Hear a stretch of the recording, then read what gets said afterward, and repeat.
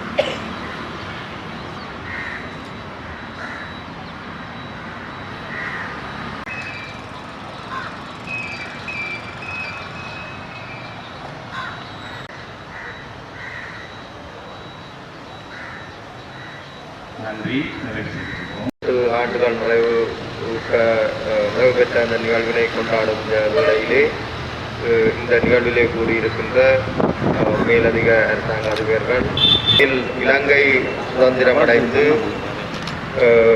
அந்த நிகழ்வினை நாங்கள் இன்று ஒரு கோலாகலமாக தேசிய அளவிலும் மாவட்ட அளவிலும் பிரதேச அளவிலும் கொண்டாடப்பட்டு வருகின்றது.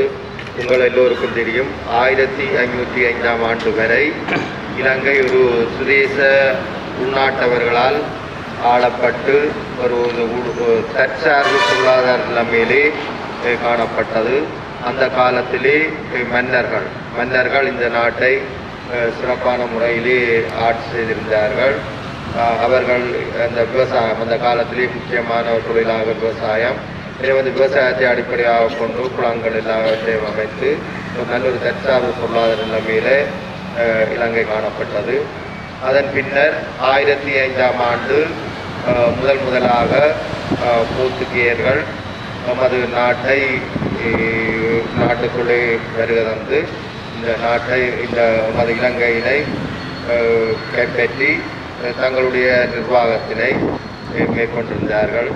எனது அவர்களது அந்த ஆட்சியினை தொடர்ந்து பின்னர் வந்த ஒல்லாந்தர் போர்த்துகேயரை வெற்றி கொண்டு அவர்களும் குறிப்பிட்ட காலம் நமது இலங்கையினை ஆட்சி இருந்தார்கள். பின்னர் ஆங்கிலேயர்களும் நமது இலங்கையினை 1796ஆம் ஆண்டிலிருந்து இலங்கையை கைப்பற்றி தம்முடைய ஆட்சியினை தொடர்ந்து 1815ஆம் ஆண்டு இலங்கை முழுதாக பிரித்தானியர் வசமான காணப்பட்டது. இந்த 1815ஆம் ஆண்டுக்கு பின்னர் உண்மையிலே இலங்கை சுதந்திரம் அடைய வேண்டும் என்ற அந்த கோரிக்கைகள் வலுப்பெற்று பல்வேறு சந்தர்ப்பங்களிலே மக்கள் கிளர்ச்சிகள் அந்த தங்களுக்கு சுதந்திரம் வேணும் என்றதை நோக்கி பல்வேறுபட்ட கிளர்ச்சி நடவடிக்கையில் ஈடுபட்டார்கள். அதனை இந்த பிரித்தானிய இந்த ஆங்கிலேய அரசாங்கம் அடக்கினாலும் ஆனால் மக்களினது அந்த தொடர் போராட்டத்தின் எழுச்சியின் காரணமாக பல்வேறுபட்ட சீர்திருத்தங்கள் எல்லாம் மேற்கொள்ளப்பட்டு வந்ததை நீங்கள் அறிவீர்கள். கோல் வெரியாப்பு அப்படி அதே போன்று இப்படி பல்வேறுபட்ட காலங்களிலே பல்வேறுபட்ட சீர்திருத்தங்கள் எல்லாம் கொண்டு வரப்பட்ட போதும் மக்களது தொடர்ச்சியான அந்த போராட்டம் அந்த சுதந்திரத்தை நோக்கிய அந்த போராட்டத்திலே அனைத்து இனத்தவர்கள் இலங்கை தமிழர் சிங்களவர் மற்றும் அனைத்து இன மக்களும் ஒன்றிணைந்து அந்த சுதந்திரம் நோக்கி அந்த போராட்டத்தை மேற்கொண்டார்கள். அந்த அடிப்படையில் இலங்கை 1948ஆம் ஆண்டு பிப்ரவரி மாதம் 4ஆம் தேதி இலங்கை சுதந்திரம் பெற்றுக்கொண்டது. இலங்கை தன்னுடைய அந்த சுதந்திர பாதையிலே பயணித்து தொடர்ச்சியாக பல்வேறுபட்ட அரசியலமைப்பு சீர்திருத்தங்களை செய்து இப்பொழுது நாங்கள் 2026ஆம் ஆண்டு பிப்ரவரி 4ஆம் தேதி இன்றைய தினத்திலே நாங்கள் கூடியிருக்கின்றோம்.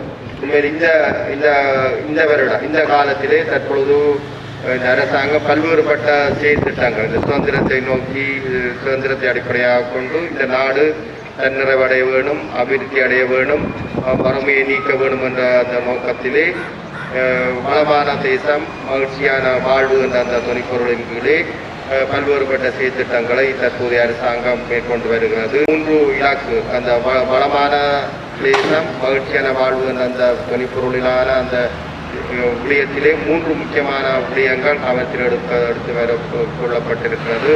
ஒன்று முதலாவது வறுமை ஒழிக்கிற நடவடிக்கை, 2வது கிளீன் ஸ்ரீலங்கா என்ற திட்டத்தின் கீழ் ஒரு சட்டத்தை மதித்து கீழ்ப்படுகின்ற ஒழுக்கமான ஒரு சமுதாயத்தை உருவாக்க வேண்டும் என்ற நோக்கத்திலான ஒரு செயற்திட்டம், 3வது டீட்டெயிலைசேஷன் இலச்சிரமயமாக்கல் என்ற அந்த திட்டத்தின் கீழே அந்த 3 செயற்திட்டங்களை தற்போதைய அரசாங்கம் மேற்கொண்டு வருகிறது. அதன் மூலம் இந்த நாட்டின் இப்போ தற்பொழுது புரியோடி போயிருந்த வறுமையை குறைக்கின்ற அந்த நடவடிக்கைகள், அந்த சட்டத்தை மதிக்கின்ற சமுதாயத்தை உருவாக்குகின்ற நடவடிக்கை என்ற வகையில் பல்வேறுபட்ட செயற்திட்டங்கள் மேற்கொள்ளப்பட்டு வருகிறது. அதிலே முதலாவது அந்த வறுமை ஒழிக்கிற திட்டத்திலே அதிலே முக்கியமான விடயமாக அந்த பிரியாசக்தி அமைப்புகள் கிராமங்கள் தோறும் தற்பொழுது கிராம அலுவலர் ரீதியாக உருவாக்கப்பட்டு அதன் அடிப்படையில் நமது இந்த வருடம் உங்களுக்கு தெரியும் 25 பில்லியன் அளவான தொகை 25 பில்லியன் அளவான தொகை சனத்தொகை அடிப்படையில் கிராமங்களுக்கு பயிரப்பட்டு வறுமை ஒழித்தல் இந்த கிராமத்தில் இருக்கின்ற அந்த பொருளாதார கட்டுமானங்களை பொருளாதார குறைபாடுகளை நீக்கி நாட்டின் தொழில் முயற்சியாண்மையை கட்டியெழுப்புதல் மற்றும் நிட்வா புயல் காரணமாக ஏற்பட்ட அந்த பாதிப்புகளை குறைக்க வேண்டும் என்ற அந்த நோக்கத்தோடு ஒரு மாவட்டங்கள் ஒரு நிதி ஒதுக்கீடு செய்யப்பட்டிருக்கிறது.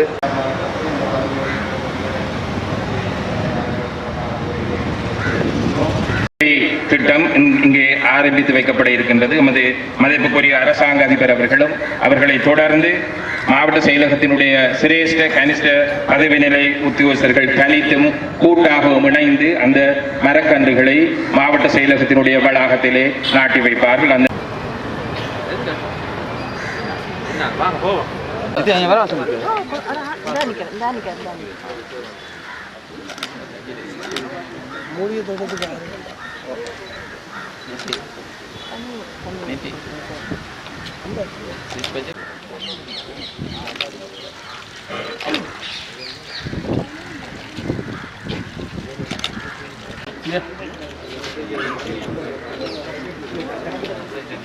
அப்படியே நில்லுங்க.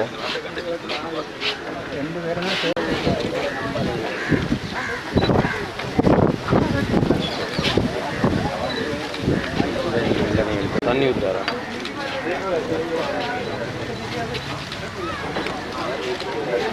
என்ன வேற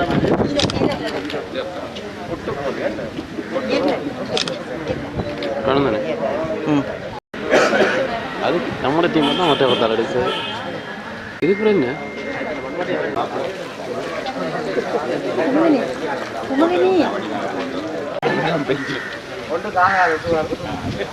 தெரிஞ்சோ